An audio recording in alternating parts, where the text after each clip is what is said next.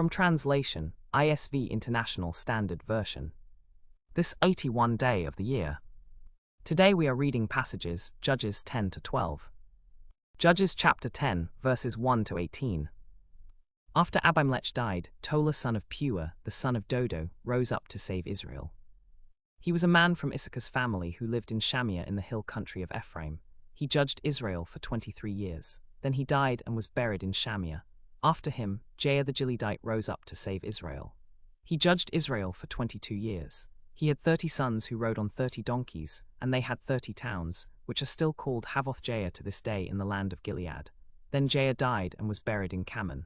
Once again the Israelites did what was offensive to the Lord, serving the Baals, the Ashtoreths, the gods of Aram, the gods of Sidon, the gods of Moab, the gods of the Ammonites, and the gods of the Philistines.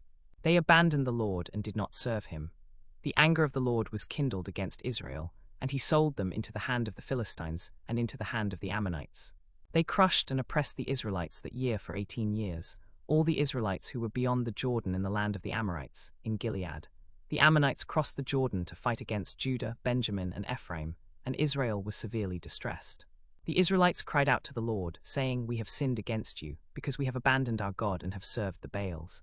The Lord said to the Israelites, "Did I not save you from Egypt, from the Amorites, from the Ammonites, from the Philistines, from the Sidonians, from Amalek, and from the Midianites? Also, when the Israelites cried out to me, didn't I save them? But you have abandoned me and served other gods. Therefore I will not save you again. Go and cry out to the gods you have chosen. Let them save you when you are in trouble." But the Israelites said to the Lord, "We have sinned. Do to us whatever you see best. Just please save us today." They removed the foreign gods from among them and served the Lord, and he could bear the misery of Israel no longer. Then the sons of Ammon were mustered and camped in Gilead. The Israelites gathered together and camped at Mizpah. The leaders of Gilead said to each other, "Whoever will volunteer to begin the fight against the Ammonites will be head over all the inhabitants of Gilead." Judges chapter 11, verses 1 to 37. Now Jephthah the Gileadite was a valiant warrior. He was the son of a woman from Gilead, but Gilead's wife bore him sons. When Gilead's wife bore him sons, they grew up and drove Jephthah away, saying, "You are not going to have any inheritance in our family, because you are the son of another woman." So Jephthah fled from his brothers and settled in the land of Tob. There some worthless men gathered around him and they followed him. Later the Ammonites made war against Israel. So when the elders of Gilead saw Jephthah, they brought him up from the land of Tob. They said to Jephthah, "Come and be our commander, so that we may fight against the Ammonites." Jephthah said to the elders of Gilead, "Didn't you hate me and drive me out of my father's house? Why have you come to me now when you are in trouble?"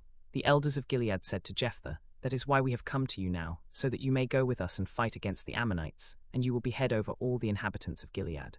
Jephthah said to the elders of Gilead, "If you bring me back to fight against the Ammonites and the Lord gives them to me, will you really be my head?" The elders of Gilead said to Jephthah, "The Lord is our witness. If you do this, we will certainly be your head." So Jephthah went with the elders of Gilead, and the people made him head and commander over them. And Jephthah repeated all his words before the Lord at Mizpah. Then Jephthah sent messengers to the king of the Ammonites, saying, "What is there between you and me that you have come to fight against me in my land?" The king of the Ammonites answered Jephthah's messengers, "Because Israel took away my land when they came up from Egypt, from the Arnon to the Jabbok and to the Jordan. Now restore it peaceably." But Jephthah sent messengers to the king of the Ammonites again, saying, "This is what Jephthah says. Israel did not take away the land of Moab or the land of the Ammonites. For when Israel came up from Egypt, they did not pass through the land of the Moabites or the land of the Ammonites. They traveled along the desert road to the Red Sea. But Israel sent messengers to Sihon king of the Amorites, the king of Heshbon, and Israel said to him, "Please let us pass through your land to our place." But Sihon did not trust Israel to pass through his territory. Instead, Sihon gathered all his people together and camped at Jahaz, and he fought against Israel. However, the Lord, the God of Israel, delivered Sihon and all his people into the hand of Israel, and they defeated them. So Israel took possession of all the land of the Amorites who were living in that country. They took possession of all the land from the Arnon to the Jabbok and to the Jordan, because the Lord our God delivered them out of the hand of their enemies before them. But when you took possession of that land, you did not cross the border of the Arnon to the Jabbok. You did not cross the border to the Jordan. Therefore you have no claim to this land. The Lord, the God of Israel, has given it to the descendants of Reuben and Gad, and to half the tribe of Manasseh as their possession. Then the king of the Ammonites did not listen to the message that Jephthah sent him. So Jephthah called together the men of Gilead and fought against the Ammonites. The Lord gave them into his hand, and they defeated them from Aroer all the way to Minnith, 20 cities, and as far as Abel-keramim. So the Israelites subdued the Ammonites. When Jephthah returned to his home in Mizpah, his daughter came out to meet him, playing tambourines and dancing. She was his only child, apart from his other sons and daughters. When he saw her, he tore his clothes and said, "Oh no, my daughter. You have brought me low, and you have become one of those who trouble me. For I have given my word to the Lord, and I cannot take it back." She said to him, "My father, if you have given your word to the Lord, do to me just as you have promised, since the Lord has given you vengeance on your enemies, the Ammonites. But let me do this one thing. Let me go 2 months and wander about with my companions on the mountains and weep because of my virginity." "Go," he said. So she left with her companions and wept because of her virginity on the mountains. After 2 months she returned to her father, and he did to her according to the vow he had made.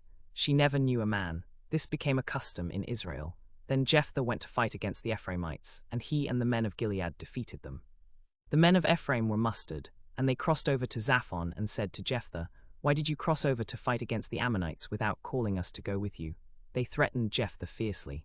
Jephthah replied, "My people and I had a fierce conflict with the Ammonites, but when I called you, you didn't save me from their hand. When I saw that you wouldn't save me, I took my life in my own hands and crossed over to fight against the Ammonites, and the Lord gave them to me. Why have you come to fight against me today?" Jephthah then gathered all the men of Gilead and fought against Ephraim. The men of Gilead defeated Ephraim, because the Ephraimites had said, "You Gileadites are fugitives of Ephraim among the Ephraimites and Manasseh." The Gileadites captured the fords of the Jordan leading to Ephraim, and when any of the Ephraimites who had escaped said, "Let me cross over," the men of Gilead would ask him, "Are you an Ephraimite?" If he said no, they would say to him, "Then say Shibboleth." But he would say Sibboleth, because he couldn't pronounce it correctly. Then they would seize him and kill him at the fords of the Jordan. At that time 42,000 men of Ephraim died. Jephthah judged Israel for 6 years. Then Jephthah the Gileadite died, and was buried in one of the cities of Gilead. Judges chapter 12, verses 1 to 15.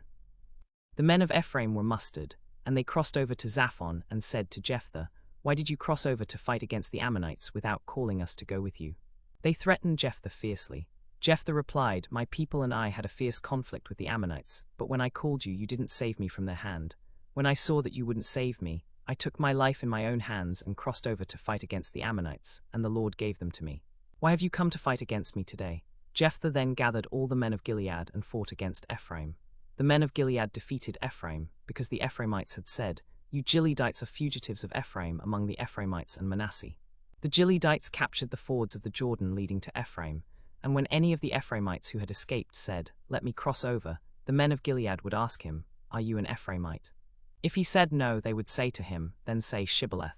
But he would say Sibboleth, because he couldn't pronounce it correctly.